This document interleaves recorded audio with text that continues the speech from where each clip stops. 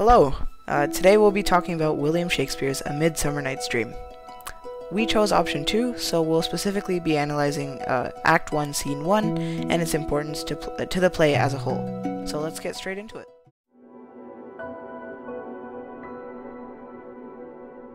Midsummer Night's Dream tends to circle back to the general themes of marriage and conflict. The introductory scene of the play shows off the concept of familial disputes when it comes to the idea of marriage. Hermia wants to marry Lysander, and Lysander feels the same way. Despite this, they are not able to initially have their happily ever after because of Aegeus. Aegeus uses an Athenian law to manipulate Demetrius to his advantage. Because of this, the two lovers are forced to turn to drastic measures and run to Lysander's aunt's house, which is outside of Athens. Without Aegeus' interference, the two wouldn't have run through the woods and there wouldn't be any story. The idea of conflicts within marriage then circles back to the once happily married Oberon and Titania, who begin fighting. In this case, Oberon and Titania are the ones who are at odds with each other, unlike Hermia and Lysander, who are fighting against Aegeus. This is ironic because their actions that are supposed to represent them coming together, them eloping, are the ones that cause them to split apart. Their actions lead to Oberon and Puck's shenanigans to give Lysander reason to hate Hermia.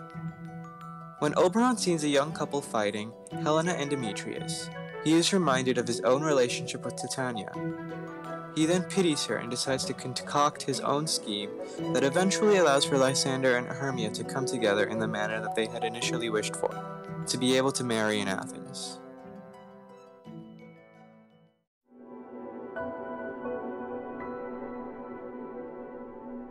So there are a lot of events that occur later on in the novel that are foreshadowed while reading Act 1, Scene 1.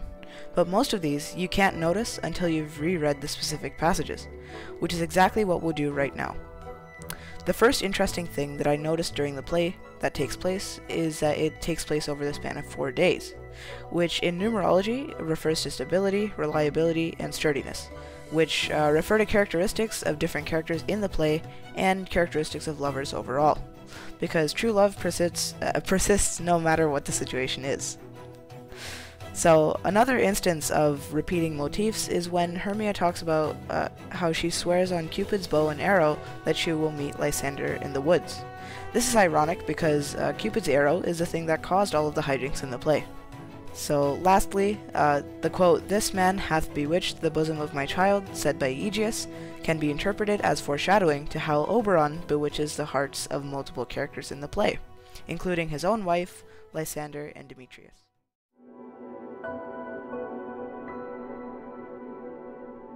The scene gives the readers a sense of who each character is by introducing them in the story's first setting. He gave all of the main cast their voice in the scene where Aegeus pleads the Athenian law. We also get a sense of who Aegeus is quickly and how his values differ from the rest of the cast. Theseus is the most interesting to unravel because he wishes to allow Hermia and Lysander to be together, yet he doesn't show any sign of persuading Aegeus to back down. He respects the law, knows his responsibilities, and understands that matters of this kind must be sorted out by the integral parties involved. This is ironic because he ends up caving to his opinion later on in the play when he silences Aegeus, and has a triple wedding with the lovers. The 4 main characters of the story reflect what is revealed in the first scene. Helena's jealousy and her self-deprecation escalated during her verbal onslaught with Hermia. Lysander uses his way with words to try to act smooth to sleep with his lover, though he fails spectacularly. Hermia and her unwavering feelings towards Lysander, which are not to be defeated, and Demetrius' persistence that carries his will. The characters all go through their own issues and their personalities conflict with each other, personalities that are displayed in the first scene of the play.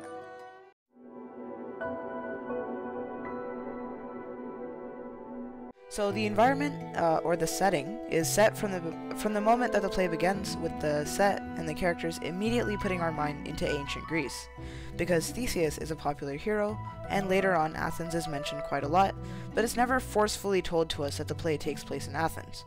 Everything is natural, and it eases you into the setting, which is why it's a slight shock when fairies are introduced, including this twist on the previously established setting halfway through the play. This brings a sense of wonder to the world and a mysterious fear of the forest present in Shakespeare's time. This naturally blends the setting of ancient Greece and Shakespeare's time together, blending the two worlds efficiently. And second, the integration of characters such as Theseus, Artemis, Diana, Apollo, Daphne, and a ton of other characters later on in the play, and multiple references to myths, make the world feel alive, like a play taking place in our own world, but also including magical elements.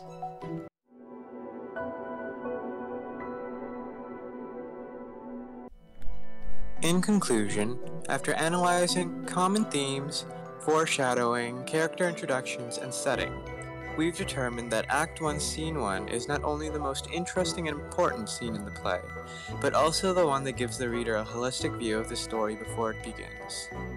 Although the ending is what the readers anticipate, the beginning is what incites.